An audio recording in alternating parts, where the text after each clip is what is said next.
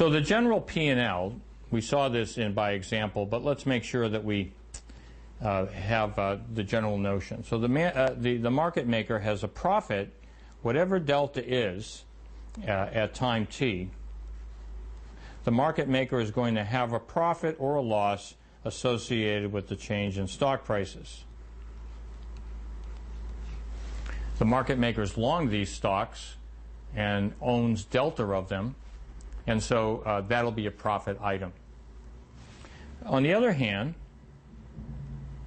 and this is per option. For our example, we would just multiply everything by 100.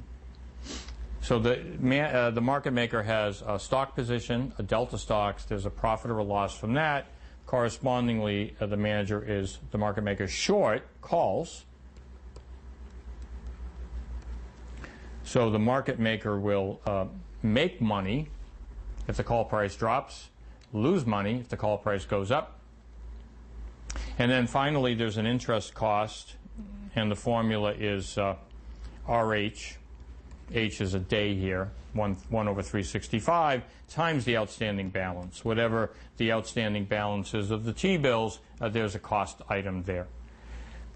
So we're going to analyze this formula a little bit further, but it's easy to think through what is going on the accounts of the market maker. Profit or loss from stocks, offsetting losses and profits from the call position, and then this is always a cost. The interest cost is always a loss to the market maker. So here's a display giving a few more days, and we can see the first couple of profits that we calculated, and then we can see in the subsequent days, as we see in day 3, the stock price continued to drop, then went up in day 4 and stayed the same in day 5, and in each day we have a new profit and loss calculated. Notice that the option deltas, as we would expect, are correlated positively with the stock price, so that as the stock prices go up, deltas go up. As the stock prices go down, deltas go down. So another way of thinking about that is from the market maker's perspective. As stock prices go up, the market maker's delta, the market maker has to buy additional stock. So the market maker is buying stock as stock prices go up, because their negative delta is increasing and they have to offset that, whereas when stock prices go down, their negative delta position diminishes and they don't need as many shares and they're selling. So you could say that a market maker for a call is basically buying additional shares as prices are going up and selling shares as prices are going down. So let's look a little more carefully at these gamma effects in the gain-loss analysis. We saw graphically that a gamma reflects the change in delta and can be thought of as being a good part of the gap between the actual curve, the call price curve, and the tangent line at the point at which the delta is calculated.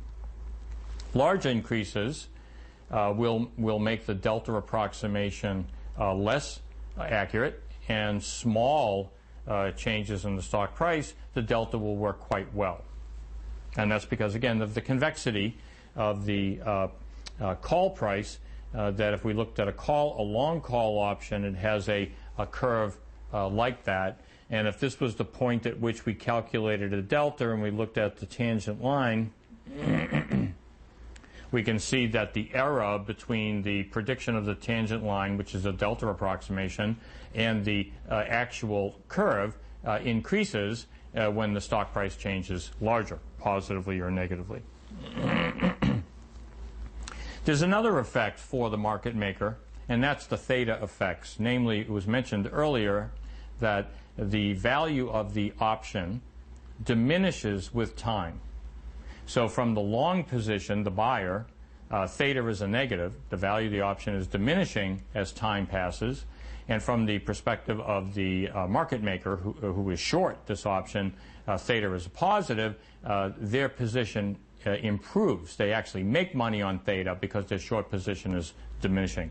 And the interest cost, of course, is always, interest cost is always a cost, to the market maker, because the market maker always needs some short T-bills to help finance the Delta hedge stock position.